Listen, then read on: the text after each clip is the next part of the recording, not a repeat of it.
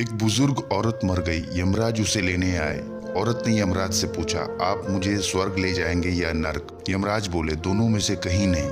तुमने इस जन्म में बहुत ही अच्छे कर्म किए हैं, इसलिए मैं तुम्हें सीधा प्रभु के धाम ले जा रहा हूँ। बुजुर्ग औरत खुश हो गई, बोली, धन्यवाद, पर मेरी आपसे एक विनती है। मैंने यहाँ धरती पे सबसे बहुत स्वर्ग और नर्क के बारे में सुना है। मैं एक बार इन दोनों जगहों को देखना चाहती हूँ। यमराज बोले, तुम्हारे कर्म अच्छे हैं, इसलिए मैं तुम्हारी यह इच्छा पूरी करता हूँ। चलो हम स्वर्ग और नर्क के रास्ते होते हुए प्रभु के धाम चलेंगे। दोनों चल पड़े। सबसे पहले नर्क आया। नर्क में बुजुर्ग औरत ने जोर जोर से लोगों के रोने की आवाज सुनी। वहाँ नर्क के सभी लोग दुबले पतले और बीमार दिखाई दे रहे थे। औरत ने एक आदमी से पूछा, यहाँ आप सभी लोगों की ऐसी हालत क्यों है? आदमी बोला, तो और कैसी हालत होगी? मरने के बाद जब से यहाँ आए हैं, हमें एक दिन भी खाना नहीं खाया है। भूख से हमारी आत्माएं तड़प रही है। बुजुर्ग औरत की नजर एक विशाल पतीले पे पड़ी, जो कि लोगों के कद से करीब 300 फुट ऊंचा था। उस पतीले के ऊपर एक विशाल चम्मच लटका हुआ था। उस पतीले में बहुत ही शानदार खुशबू आ रही थी। बुजुर्ग औरत ने उस आदमी से पूछा, इस पतीले में क्या है?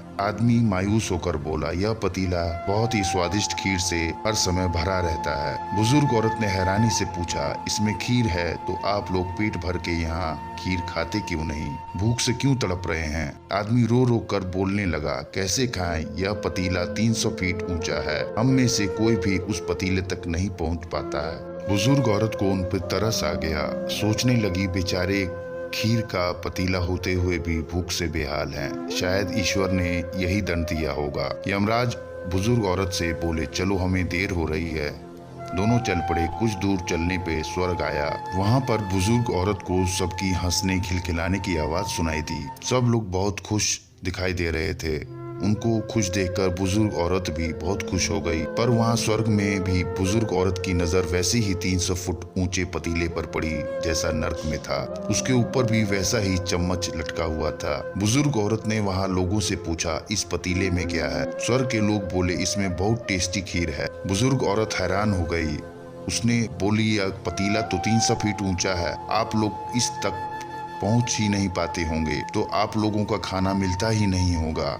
आप लोग भूख से बेहाल होंगे, पर मुझे तो आप सभी लोग इतने खुश लग रहे हो, ऐसा कैसे?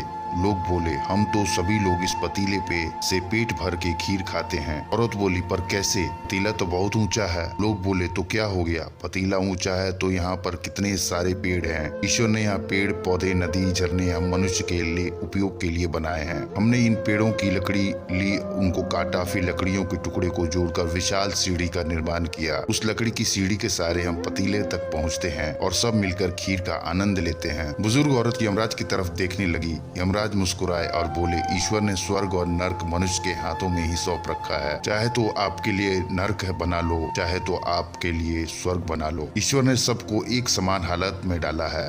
उनके लिए उनके सभी बच्चों एक समान है। वह किसी से भेदभाव नहीं करता। वहाँ नर्क में भी पेड़ पौधे सब थे और वहाँ लोग खुद ही आलसी हैं। उन्हें खीर हाथ में चाहिए। वह कोई काम नहीं करना चाहते, कोई मेहनत नहीं करना चाहते, इसीलिए भूख से बेहाल है। क्योंकि यही तो है ईश्वर की बनाई इस दुनिया का नियम, जो कर्म करेगा, मेहनत करेगा, उसी को मीठा फल खाने को मिलेगा। तो दोस्तों, कैसी लगी ये स्वर्ग और नर्क की खूबसूरत सी कहानी? अगर अच्छी लगी हो तो लाइक शेयर और सब्सक्राइब जरूर करें। धन्यवाद। मिलते हैं दूसरी किसी कहानी में।